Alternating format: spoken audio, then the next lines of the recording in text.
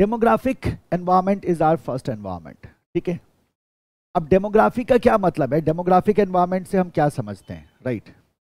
Demographic environment से हम क्या समझते हैं, तो डेमोग्राफी का मतलब होता है कैरेक्टरिस्टिक्स ऑफ पॉपुलेशन। आप जहां कहीं भी ऑपरेट कर रहे हैं उस पॉपुलेशन की कैरेक्टरिस्टिक्स क्या है। मान लो we are operating in India and let's say this is the market we are operating in, these are the people, ठीक है। तो ये पॉपुलेशन है इसका, उस एरिया का जहां हम ऑपरेट कर रहे हैं। तो इस पॉपुलेशन की कैरेक्टरिस्टिक्स क्या है, इस पॉपुलेशन की कैरेक्टरिस्टिक्स क्या है, इसी को हम कहते हैं डेमोग्राफी। इसको हम क्या कहते हैं, this is called as demography. Characteristics of population is called as demography. फिर से सोचो और बोलो बार बार, क्या बोलोगे, कैरेक्टरिस्टिक्स ऑफ पॉपुलेशन। पॉपुलेशन के कैरेक्टरिस्टिक्स को हम कहते हैं डेमोग्राफी। और मजेदार बात है कि हर एक बिजनेस किसी न किसी तरह के डेमोग्राफी को यूज करता हुआ आपको दिखाई देगा, हर एक बिजनेस। जैसे देखो, एक प्रोडक्ट है फेयर एंड ग्लो, हो गया ना। अब पहले क्या था, फेयर एंड लवली था ना, फेयर एंड लवली। और एक प्रोडक्ट है फेयर एंड हैंडसम। एक प्रोडक्ट है फेयर एंड लवली और एक प्रोडक्ट है फेयर एंड हैंडसम। अब ये दो प्रोडक्ट हैं और दोनों ही प्रोडक्ट फर्जी हैं। फर्जी कहने का मतलब ये है कि मतलब जो लिखा है उस पर नहीं जाने का, है ना। तो कोई ऐसा नहीं कि ग्लो करने लगता है फेस फेयर एंड ग्लो लगा के। आपको तो बड़ा एक्सपीरियंस है सर, मुझे फेयर हैंडसम का थोड़ा बहुत एक्सपीरियंस है। एक बार एक ट्यूब खरीदा था मैंने धोखे से, मुझे समझ में आ गया इससे गोरा वोरा होने वाला है नहीं, है ना। तो ठीक है, अपना प्रोडक्ट है। तो इनका डेमोग्राफिक इंटरेस्ट क्या है बताओ। तो आप क्या बोलोगे कि सर फेयर एंड लवली का डेमोग्राफिक इंटरेस्ट है this product is for girls, female. And fair and handsome का जो टारगेट है दिस इज फॉर बॉयज, मतलब मेल। तो इन्होंने किया क्या बेसिकली, अगर फेयर एंड हैंडसम को ले लो, इसने किया क्या, तो आप कहते हैं टोटल पॉपुलेशन को इन्होंने जेंडर के आधार पे बांटा। यहां क्या क्या हो गया, जेंडर इनका बेसिस हो गया। किस डेमोग्राफी को यूज किया इन्होंने, तो जेंडर को यूज किया है। तो इन्होंने पूरे पॉपुलेशन को जेंडर के आधार पे दो पार्ट में बांट दिया। एक हो गया आपका मेल पॉपुलेशन, एक हो गया आपका फीमेल पॉपुलेशन। और मेल पॉपुलेशन के लिए एक प्रोडक्ट लॉन्च हो गया fair and handsome. So this is use of what, demography. Every business uses demography. अब जैसे मान लो मैं आपसे छोटी सी बात करता हूं जॉनसन एंड जॉनसन की। ना जॉनसन एंड जॉनसन आप जानते हो, ठीक है। ये किसके लिए प्रोडक्ट बनाता है, तो आप बोलोगे सर बच्चों के लिए, दे मेक बेबी प्रोडक्ट्स। अब ये बच्चों के लिए प्रोडक्ट बनाता है, तो अगर मैं आपसे पूछूं इन्होंने किस डेमोग्राफी को यूज किया है, तो आप क्या बोलोगे, सर इसका मतलब है इन्होंने यूज किया है किसको, एज को। एज के आधार पे पॉपुलेशन बांटा और एज के आधार पे पॉपुलेशन को बांट के उन्होंने क्या किया, सर्टेन एज के बच्चों तक के लिए बेबी प्रोडक्ट्स लॉन्च कर दिया। आपने एक बहुत पॉपुलर ब्रांड है जिसका नाम है फर्स्ट क्राई। अगर आप फर्स्ट क्राई की बात करो तो फर्स्ट क्राई नाम से ही पता चल रहा होगा आपको, they are also dealing in what, various baby products. New born baby के लिए जितने भी प्रोडक्ट्स हो सकते हैं, छोटे बच्चों के लिए जो प्रोडक्ट्स हो सकते हैं, खिलौने से लेके everything, they are selling that. तो इन्होंने भी किसका इस्तेमाल किया, डेमोग्राफी का। किस आधार पे बांटा, एज के आधार पे बांटा। तो demographic is very very very important. Every business is using some kind of demographic characteristics. Demographic interest सबका है। Demographics are the characteristics of a population that have been classified and explained according to certain criteria such as age, gender, income, in order to understand the feature of a specific group. तो age, gender, income, race, religion, ये सब क्या है, demographic factors हैं जिनके आधार पे business can divide the market into and business can divide the market and target their own segment. Demographic analysis considers factors such as race, age, income, education, possession of assets, house ownership, job position, region and degree of education. ये सारे factors कैसे factors हैं, demographic factors हैं। तो याद रखोगे, race हो गया, एज हो गया, इनकम हो गया, एजुकेशन हो गया, पोजीशन ऑफ असेट्स हो गए, house ownership, job position, region, degree of education, these are what, demographic factors. Data about these quality across homes and within a demographic variable are important to both business and the economists. Economist को भी चाहिए होता है, business को भी चाहिए होता है। Marketer and other social scientist regularly divide a population based on their demographic makeup. Business क्या करता है, इन्हीं डेमोग्राफिक मेकअप पे वो पॉपुलेशन को क्या कर लेता है, डिवाइड कर लेता है। इन्हीं डेमोग्राफिक मेकअप पे पॉपुलेशन को डिवाइड कर लेता है। इंडिया का पॉपुलेशन क्या है, यंगर पॉपुलेशन है comparatively, and that is why it is a high population size है। और जो मल्टीनेशनल कंपनीज हैं, they are interested, entire world is interested in India. India is growing so fast, the reason is the most of the population of India is what, young population, working class ज्यादा है यहाँ, right तो उसका impact आपको दिखेगा। Considering demographic is of immense importance for any business. Business organizations need to study different demographic factors. Particularly, they need to address following issues. पहला, what demographic trend will affect the market size of the industry, and what demographic trends represent opportunities or threats. Right? अब जैसे play school की बात कर लो, क्यों आया play school, बताओ क्यों आया play school? What demographic trend affect the market size of the industry? Play school का जो मार्केट साइज है, प्ले स्कूल का जो मार्केट साइज है वो बढ़ा है, और वो बढ़ता ही जा रहा है। आपको नहीं लग रहा है कि वो बढ़ता ही जा रहा है डे बाय डे, है ना? नंबर ऑफ प्ले स्कूल्स क्या हो रहे हैं, ज्यादा से ज्यादा खुल रहे हैं अराउंड द कंट्री, एंड उसका इंपॉर्टेंस क्या होता जा रहा है, बढ़ता जा रहा है। बहुत बहुत कई सारे ब्रांड बन गए, सबके मल्टीपल आउटलेट्स हैं, है ना? ऐसा क्यों प्ले स्कूल इतना इंपॉर्टेंट हो गया? तो आइडिया इसका, प्ले स्कूल का आइडिया जो क्रश सर्विसेज होते हैं, जहां बच्चों का डे केयर होता है, बच्चों का क्या होता है, day care cum play school, आजकल तो साथ ही आ गए हैं ना। तो ये क्यों हुआ? तो एक ट्रेंड को आप इसका वजह बता सकते हो, वर्किंग पेरेंट्स, करेक्ट। एक ट्रेंड को आप क्या कर सकते हैं, इसका वजह बता सकते हैं। और वो ट्रेंड क्या है, फैमिली स्ट्रक्चर में जो चेंज आया है, जो फैमिली स्ट्रक्चर में जो बदलाव आया है, कि पहले क्या होता था कि देयर वाज जॉइंट फैमिली होते थे ज़्यादा, जिसमें पेरेंट्स दादा परदादा बच्चे सब साथ में रहते थे, तो पूरी फैमिली साथ में रहती थी। जब पूरी फैमिली साथ में रहती थी, एक दो लोग वर्किंग अगर हैं भी, तो उस कंडीशन में बच्चों को देखने के लिए बहुत सारे लोग घर में अवेलेबल रहते थे राउंड द क्लॉक। बट क्या हुआ, over the period of time ये जॉइंट फैमिली किस में कन्वर्ट होता चला गया, न्यूक्लियर फैमिली में कन्वर्ट होता चला गया, जहां हस्बैंड वाइफ होते हैं, बच्चा होता है, हस्बैंड वाइफ दोनों वर्किंग है, बच्चे का क्या होगा, बच्चे का क्या होगा? तो हमने कहा रख दो कहीं, राइट? कहाँ रखो भाई, तो कहाँ रखो? तो आप जानते हैं necessity is mother of invention. तो जैसे ही हम कहते हैं अपॉर्चुनिटी क्रिएट होती है, तो बिजनेस आएगा ही आएगा। और क्या आ गया, डे केयर आ गया। अब डे केयर वाले कहते हैं कोई बात नहीं, आप जाओ, आप जॉब पे जाओ, कोई बात नहीं, आप अपना बच्चा हमारे पास छोड़ के जाओ, हम अपने बच्चे को आपके बच्चे को अपने बच्चे की तरह हिफाजत से रखेंगे, बहुत खुश रखेंगे, आप हमारे पास इसका एडमिशन करवा दो। और जैसे जैसे ये न्यूक्लियर फैमिली की संख्या बढ़ी, वैसे वैसे डे केयर का इंपॉर्टेंस क्या होता चला गया, बढ़ता चला गया। तो demographic trend will affect the market size of the industry, और ये डिफरेंट इंडस्ट्री में आप इसको अप्लाई कर सकते हैं। What demographic trends represent opportunities और threats? So this demographic trend is representing what, opportunity for day care and various other industries. Various other industries में आपको इसकी अपॉर्चुनिटी दिखाई देगी। ये हो गया आपका डेमोग्राफिक एनवायरमेंट। याद रहेगा, सारे एग्जाम्पल तो नोट कर रहे हो ना? एग्जाम्पल कोट करना लिखते वक्त, जब आप लिखोगे ना अपनी थियरी, तो आप एग्जाम्पल्स कोट कर सकते हैं, ज़्यादा कन्विंसिंग लगेगा।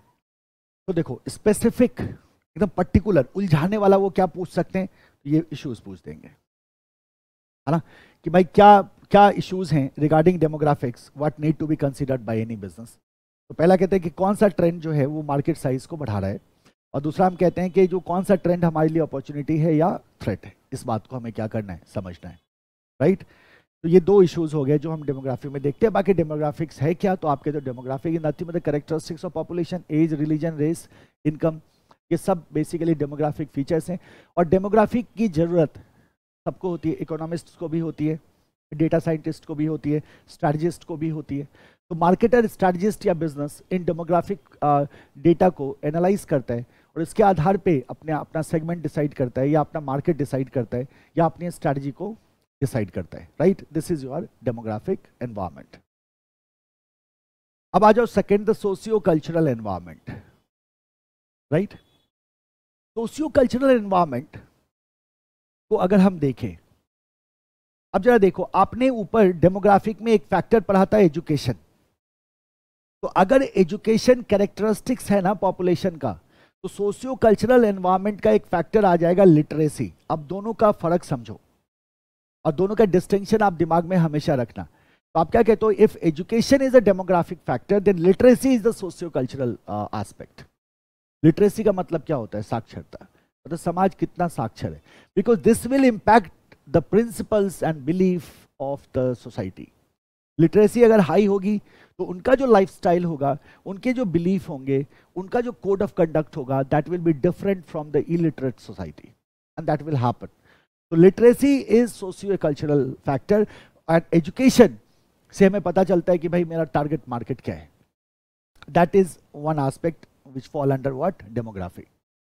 अब सोशियो कल्चरल एनवायरनमेंट की अगर हम बात करते हैं तो सोसाइटी में, सोसाइटी का क्या कस्टम है, सोसाइटी के क्या बिलीव्स हैं, सोसाइटी में किस तरह के ट्रेडिशंस को फॉलो किया जाता है, राइट, सोसाइटी का क्या लिटरेसी लेवल है, these things need to be understood here. अब सोशियो कल्चरल एनवायरनमेंट जो होता है ना, ये बड़ी बड़ी मजेदार चीज है, क्योंकि ये सारे बिजनेस को एक तरह से अफेक्ट करता है, सारे बिजनेस को एक तरह से इफेक्ट करता है। जैसे आप सोचो, मैकडी, मैकडी का सबसे पॉपुलर प्रोडक्ट कौन सा है बताओ वर्ल्ड वाइड? मैकडी का सबसे पॉपुलर प्रोडक्ट कौन सा है वर्ल्ड वाइड? अगर आप यूके में चले जाते हैं, अगर आप यूएस में चले जाओ, रशिया वगैरह में चले जाओ, आप देखोगे कि मैकडी का सबसे पॉपुलर प्रोडक्ट है बीफ बर्गर। वहां वेज नहीं खाता कोई भी, ज्यादातर लोग क्या करते हैं, बीफ बर्गर को प्रेफर करते हैं, और बड़ा अंधा सेल होता है इनका, वहां बहुत पैसा ये इससे बनाते हैं बीफ बर्गर से। लेकिन क्या इंडिया में ये इसको बेच पाए? तो जवाब है नहीं। क्यों नहीं बेच पाए? क्या इन्होंने कोशिश किया था? सर आप इसका जिक्र कर रहे हो तो इसका मतलब इन्होंने कोशिश तो किया होगा कभी ना कभी। हाँ, इन्होंने एक बार ट्राई किया था, इन्होंने सोचा था चलो इंडिया में भी लॉन्च कर दो। इंडिया में बहुत सारे लोग हैं जो बीफ खाते हैं, बट दे फेल्ड। उनको एहसास हो गया कि डिजास्टर्स होगा, उनके स्टोर्स बंद हो जाएंगे, and they denied and they you know they never introduced beef burger in what India। तो मैकडी की अगर मैं बात करूं तो ये इनका प्रोडक्ट बहुत फेमस है अदर कंट्रीज में, बट इंडिया में ये इसको लॉन्च नहीं कर पाए। क्यों नहीं कर पाए? आप क्या बोलोगे? सर एक ही फैक्टर है, and that factor is what, socio cultural environment, है ना। यहाँ जो ट्रेडिशन है, यहाँ का जो कस्टम है, यहाँ का जो बिलीफ है, वो बिलीफ इसको क्या करता है, रिजेक्ट करता है, और जिसकी वजह से आप इसको यहाँ नहीं बेच सकते मैकडी जैसे ज्वाइंट में जो आप हर एक जगह ओपन करते हो। So it is general factor that influence almost all enterprises in similar manner। ऐसा नहीं है कि मैकडी अगर नहीं लॉन्च कर पाया तो सबवे ने कर दिया, ऐसा नहीं है मैकडी और सबवे लॉन्च नहीं कर पाया तो पिज्जा हट ने पिज्जा में लॉन्च कर दिया, या डोमिनोज ने लॉन्च कर दिया। सब तो बाहर के ही है ना, कोई नहीं कर पाएगा। क्यों नहीं कर पाएगा? क्योंकि सोशियो कल्चरल एनवायरनमेंट जो होता है ये ऑलमोस्ट ऑल बिजनेस को सेम मैनर में अफेक्ट करता है। वो नॉर्म जो है, वो सोसाइटी का जो बिलीफ है, वो सबके लिए सेम है, और सबको उस बिलीफ को क्या करना होगा, फॉलो करना होगा। तो आप कहते हैं general factor that influence almost all enterprise in similar manner always. It represents a complex group of factors, जैसे कि social traditions, values, belief, level and standard of literacy, ethical standards, state of society, extent of social stratification, conflict, cohesiveness and so fourth. Society के जितने attributes हैं, those attributes will be taken here. Society के जो attributes हैं, those attributes will be taken here, that will form your socio cultural environment. तो फिर से एक बार फैक्टर को सुन लो, क्या कहा आपने? सोशल ट्रेडिशंस हैं, वैल्यूज हैं, बिलीफ हैं, level and standard of literacy है, एथिकल स्टैंडर्ड्स हैं, स्टेट ऑफ सोसाइटी है, एक्सटेंट ऑफ सोशल स्ट्रैटिफिकेशन है, कॉन्फ्लिक्ट है, कोहेसिवनेस है। ये सारे फैक्टर्स बेसिकली बहुत ही कॉम्प्लेक्स एनवायरनमेंट को क्रिएट करते हैं, जिसको हम कहते हैं socio cultural environment. It differs from demographics in the sense that it is not the characteristics of the population but it is the behavior and the belief system of the population। तो हमने क्या कहा था, distinction तो है ही, और ये अलग है किससे? और हमने एक छोटा सा एग्जांपल लिया था, उधर एजुकेशन, इधर literacy. This is different from what, demographics, because it is not the characteristics of population. यहाँ हम कैरेक्टरिस्टिक्स को हम नहीं स्टडी कर रहे हैं, हम पॉपुलेशन के बिहेवियर को स्टडी कर रहे हैं, उनके बिलीफ सिस्टम को स्टडी कर रहे हैं। So that is different from what, demographics। Socio-cultural environment consists of factors related to human relationships and the impact of social attitude and cultural value which has bearing on the operations of the organization। The belief, values and norms of society determine how individuals and organizations should be interrelated। The belief, values and norms of society determine how individuals and organizations should be interrelated and the core belief of a particular society tends to be persistent. अब इसको भी ध्यान में रखना है हमें. तो आपको ये in general socio cultural environment introduction है, बस ज़्यादा डिटेल में हमारे को नहीं पढ़ना, तो आपको ये समझ में आया होगा. अब जरा देखना, ये एक सवाल बन सकता है, ये भी एक सवाल बन सकता है. It affects almost all enterprises in same manner. तो क्या बोलोगे कि सर जो वैल्यू है, जो बिलीफ सिस्टम है, जो बिहेवियर है सोसाइटी का, वो तो कॉमन है, वो तो सबके लिए होगा और सबको उसी के हिसाब से काम करना होगा. आप उसके खिलाफ नहीं जा सकते, नहीं जा सकते ना, because that society is basically is your customer, they are buying your product. तो आपको जाहिर सी बात है उन्हीं के हिसाब से काम करना होगा, उनके साथ अलाइनमेंट आपको मेंटेन करके चलना होगा. एक क्वेश्चन ये बनता है. दूसरा क्वेश्चन बनता है the core belief of particular society tend to be persistent. क्या है इसका मतलब? इसका मतलब क्या है? देखो, over the period of time काफी सारे बदलाव हुए हैं इंडिया में भी, और बहुत सारा कल्चर जो है, हमने अपना कल्चर छोड़ के वेस्टर्न कल्चर को अडॉप्ट किया, राइट? बहुत सारे कल्चर हमारे क्या हो गए, वेस्टर्न कल्चर को धीरे धीरे अडॉप्ट किया गया. इसमें मीडिया का बहुत बड़ा हाथ है. तो एक क्वेश्चन जब आपके सामने आता है कभी भी कि मीडिया शेप्स द सोसाइटी और सोसाइटी शेप्स द मीडिया, मतलब सोसाइटी मीडिया का क्रिएशन करता है, मीडिया को शेप करता है, या मीडिया सोसाइटी को शेप करता है. तो बड़ा ये कंट्रोवर्शियल टॉपिक है, and you will find most of the time media shapes the society. तो जो एडवर्टीजमेंट टीवी पे चलता है, सेलिब्रिटीज आके एडवर्टाइज करते हैं, वो प्रोडक्ट लोग खरीदते हैं, है ना? इसका मतलब लोग क्या प्रोडक्ट खरीदेंगे, इसे कौन डिसाइड कर रहा है? मीडिया डिसाइड कर रहा है. लोगों का बिहेवियर, लोगों का एटीट्यूड, इन सब पे भी मीडिया का बहुत बड़ा इम्पैक्ट होता है. इतना कुछ होने के बाद भी क्या आज के डेट में भी कोई बच्चा अपने फादर को उसके नाम से बुलाता है? अगर हम वेस्टर्न कल्चर में चले जाएं तो ऐसा होता है कि अब बेटा जो है अपने फादर को बोलता है hi Tom, how are you, right? तो वो अपने फादर को उसके नाम से बुलाता है. लेकिन क्या ये इंडिया में हो सकता है? क्या ऐसा कोई बच्चा हो सकता है जो अपने फादर को नाम से बुलाए? तो आपको देखने को नहीं मिलेगा. ऐसा क्यों नहीं मिलेगा? Because this is the culture, और इसी कल्चर में पले बढ़े हैं लोग. तो जाहिर सी बात है इतना आसान नहीं है कि वो अपने जो उनके संस्कार, जिसको हम कहें हिंदी में, उसको वो छोड़ के नया कल्चर को पूरी तरह से अडॉप्ट करें. लेकिन एक चीज़ देखो आप, क्या बहुत सारे ऐसे हैबिट्स नहीं है हमारे जो चेंज हुए हैं, but still our culture is what? Persistent. ये वैसा ही है जैसा सदियों से चला आ रहा है, वही संस्कार है हमारे अंदर, या हम उसी तरह से सोचते हैं, है ना? आप ऐसे सोचो, अगर हम वेस्टर्न कल्चर की बात करें तो 18 साल के होने के बाद कोई भी बच्चा अपने माँ बाप के साथ रहना पसंद नहीं करता. वहाँ एक तरह का इंसल्ट है ये कि तुम अपने फादर्स पे, अपने पेरेंट्स पे डिपेंडेंट हो. लेकिन इंडिया में क्या होता है बताओ? इंडिया में क्या कोई भी अपने माँ बाप से अलग रहना चाहेगा? तो आप कहते हो कोई अपने माँ बाप से अलग नहीं रहना चाहेगा. कौन सा फैक्टर है ये? तो आप कहते हो अगेन द कल्चरल फैक्टर. उसमें भी चेंज आ रहे हैं, एबरेशंस आ रहे हैं, और आज से नहीं आ रहे हैं, कई साल से कोशिश की जा रही है वेस्टर्न कल्चर के द्वारा कि इनको भी उसी ट्रैक पे लाओ. लेकिन क्या अभी तक हो पाया है? नहीं हो पाया है. So what we are trying to say is कि जो कल्चर होता है, जो कोर बिलीफ होता है सोसाइटी का, जो सोसाइटी का कोर बिलीफ होता है, that is persistent, that tends to be persistent. वो जल्दी बदलता नहीं है. It takes lot of time to change. It is difficult for a business to change these core values. Business इन कोर वैल्यूज को नहीं बदल सकता, which becomes a determinant of its functioning. This means that business have to adjust to the social norms and belief to operate successfully. आप सोचोगे मैं इसको change कर दूं, so that not going to happen. मैंने आपको दो बेसिक कोर बिलीफ का एग्जांपल दिया.